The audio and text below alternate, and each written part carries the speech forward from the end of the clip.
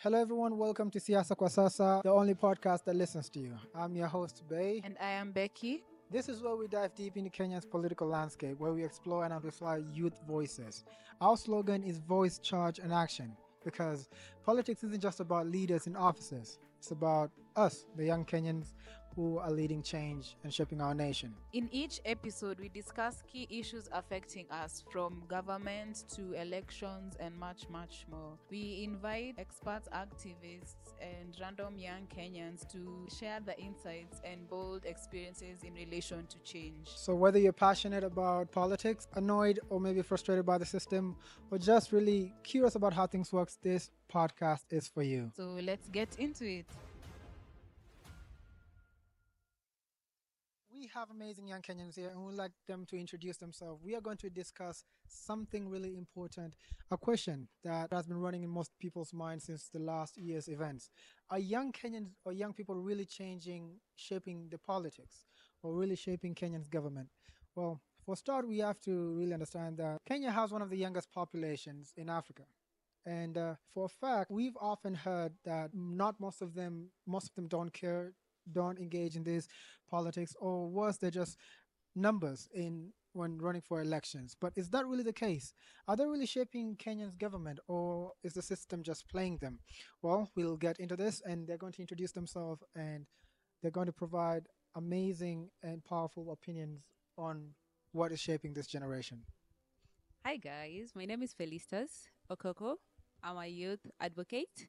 So for me, I think the process of change takes, in my opinion, it starts with agitation. And the Gen Z revolution was just people showing how agitated they are by our government. Now all we have to do is a little bit of education, then liberation comes after. Liber- Education, organizing, and liberation comes after. So as much as the system is totally, sorry for my language, the system is totally fucked up, but with enough agitation, we can inspire change as young people, especially with our numbers and our need for accountability. Nice. In your opinion, now question to you. You'll introduce yourself, tell us what you do. Okay. And in your opinion, do young people in Kenya have real political power, or is it just numbers game? Uh, Thank you for giving me this opportunity to be in this podcast, Siasa Kwa Sasa. And I must say, I've loved the introduction. your your game is way up there. For the question that you've asked, that if young people have the numbers, yes, I say yes, they have the numbers, but the execution now, what do they do with the numbers? Like I see, nothing thereafter. We just numbers and it is just that. So it's up to them to take up their roles when it comes to maybe registering as voters, going there to vote, going to those barazas to air out their views and stuff. Then we can tell about the numbers. Okay, so Felicitas, do you think young people don't care enough about politics, or is it just that the system is just too broken? For me, I don't think movements die.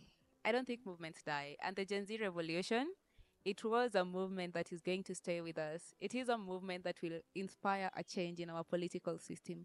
Yes, the system is broken and it is way too broken.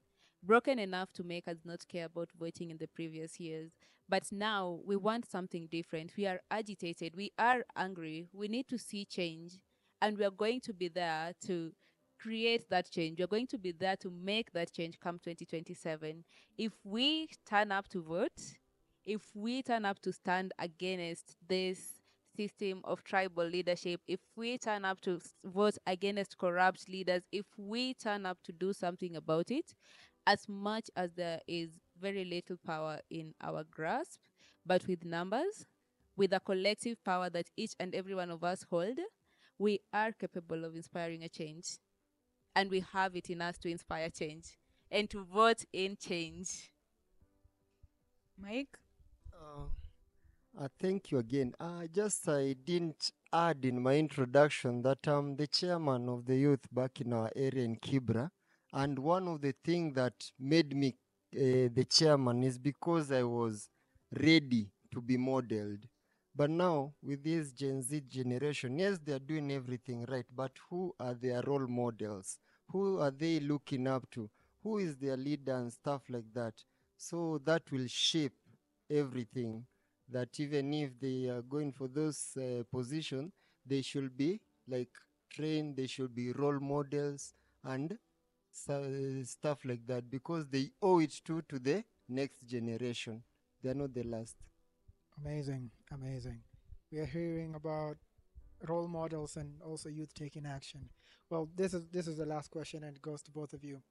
How can we make civic education and political participations more accessible to young Kenyans? You've just talked about being modeled as a young leader, and also modeling those young leaders as well.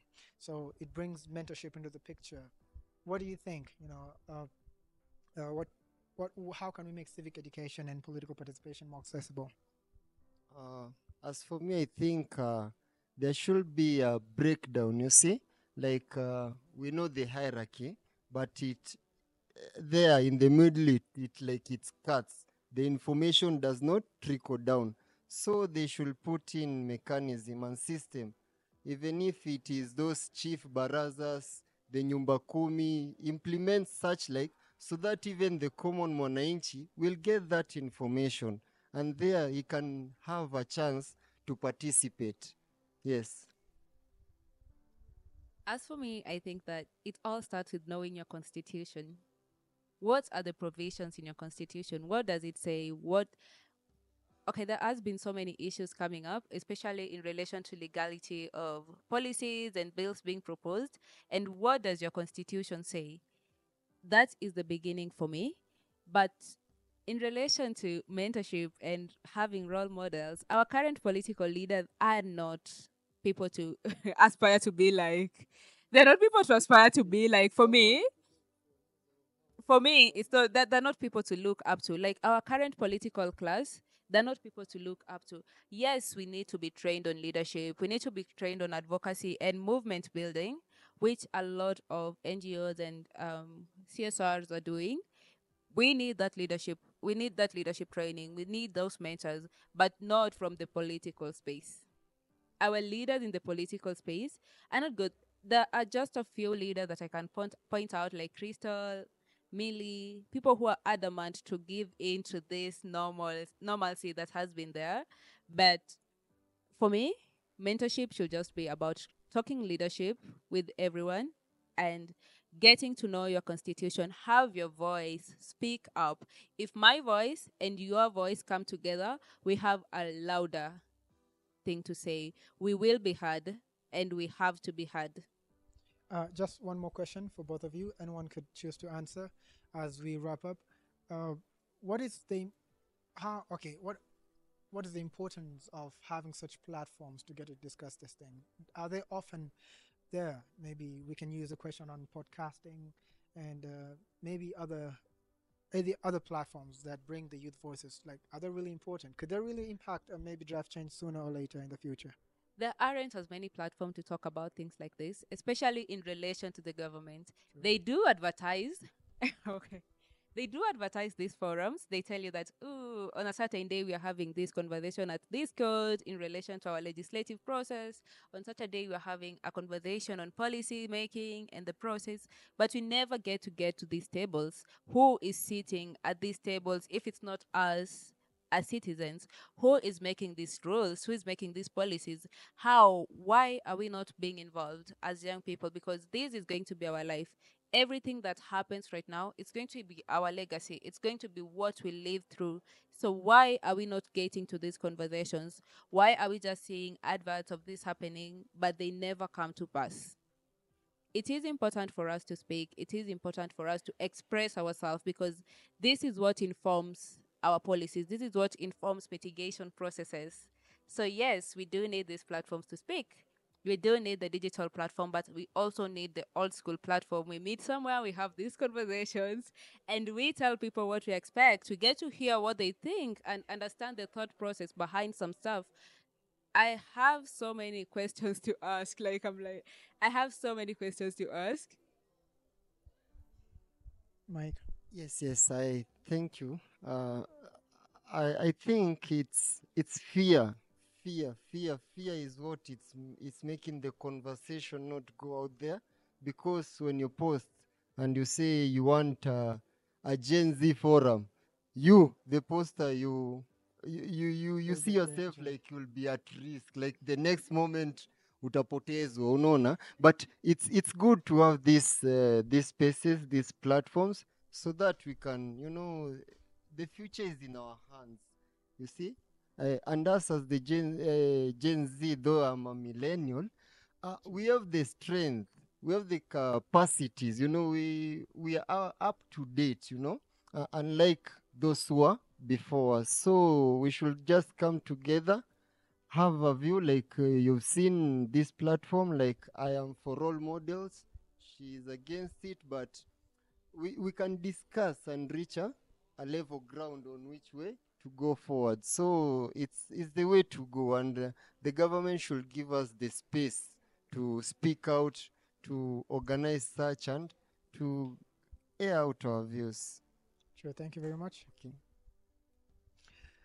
That's it for all of us, and I think we've heard much. And we are also launching a roundtable episode. So we'll be having roundtable episodes where we go around the country, just randomly having a conversation with the youth. You need to understand that when we say this is a podcast that listens to you, we mean it. So we go out there, we're having roundtable discussions, and join and also follow our channels so that you could be informed when we're going to be having any roundtable episodes so that you could get to participate.